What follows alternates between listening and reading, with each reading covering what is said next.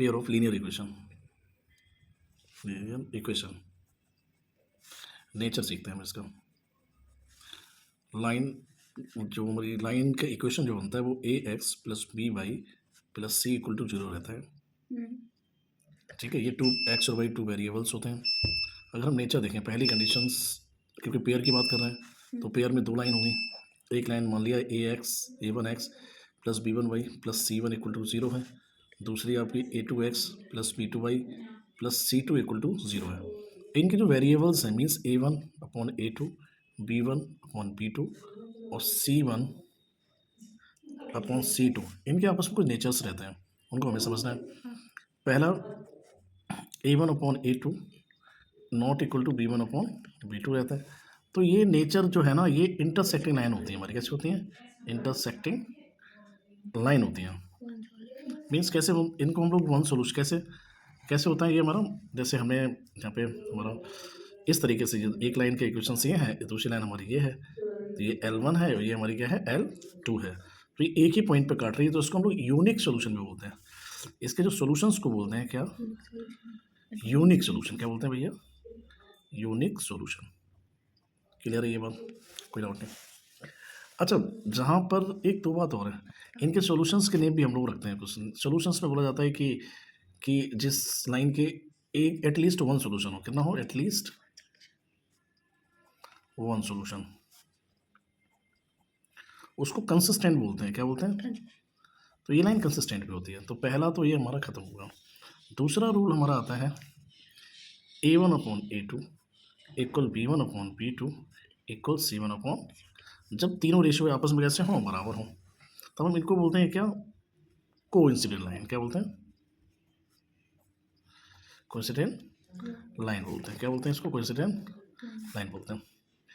इसके बाद इसका जो नेचर में, जैसे एक लाइन ये है, इसके ऊपर ही दूसरी लाइन हो जाती है। इसको तो L1 बोलते हैं, इसको क्या बोलते हैं? L2। एक के ऊपर एक लाइन आ जाना है ना, दोनों लाइन एक जैसी प्रतीत होने लगती हैं।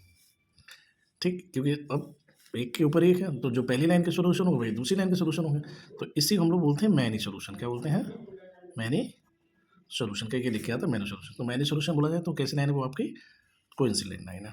थर्ड पोजीशन, अगर a1 अपॉन a2 जो है वो b1 अपॉन b2 तो है, बट c1 जो है वो c1 अपॉन c2 का जो रेशियो बराबर नहीं है। तो इस कंडीशन में लाइन हमारी कैसी हो जाती है? पैरेलल लाइन हो जाती है। पैरेलल लाइन अब कैसे होंगे? एक दूसरे के पैरेलल होंगे। जब लाइन पैरेलल है, कहीं पे एक दूसरे को कट ही नहीं कर रहे हैं, ना एक दूसरे को कहीं मिल रहे हैं, तो इस कंडीशन में इसका नाम होता है नो सॉल्यूशन। क्या होता है भैया? No solution. क्या बोलते हैं इसको? No solution. ठीक है, ये नेचर ऑफ लाइन्स रहते हैं। अगर मैं एक एग्जांपल, जैसे मैंने बोला कि x plus y is equal to 1, x minus y equal to 1 ही है, सपोज कर लिया। तो इस लाइन का नेचर क्या रहेगा? तो हम लोग हमेशा a1 की वैल्यू 1 निकालेंगे, a2 की वैल्यू 1 निकालेंगे, b1 की वैल्यू हम लोग 1 निकालेंगे, b2 की वैल्यू -1 निकालेंगे, और यहाँ पे c1 की जो वैल्यू वो 1 है और c2 की जो वैल्यू वो भी क्या हो जाएगी? 1 हो जाएगी। इनका नेचर, अब इनके रेशियो पता कर लो। जैसे मैं पता करना a1 अपॉन a2, तो क्या है? 1 अपॉन 1। अच्छा, b1 अपॉन b2 क्या हो जाएगा? 1 अपॉन -1। तो a1 जो है वो a2 के बराबर नहीं आया है ना रेशियो। तो क्या है? क्या यूनिक सोल्यूशन आएगा इनका? एक यूनिक का मतलब एक ही सोल्यूशन होगा। लाइन कहीं ना कहीं पे क्या कर रही हो? एक दूसरे को इंटरसेक्ट कर रही होंगी। यही था पूरा। एक बार इसको अगर हम चाहें तो देख भी सकते हैं पूरा का पूरा। पहले हमने क्या पढ़ा था? पेयर ऑफ लीनियर इक्वेशन था। ठीक है, एक लाइन की इक्वेशन होती है लीनियर लाइन की। इसके 2 वेरिएबल्स होते हैं, ए और बी, 2 रियल नंबर्स हैं, कोई कांस्टेंट वैल्यूज़ हैं। एक्स और वाई जो हैं वो आपके वेरिएबल हैं।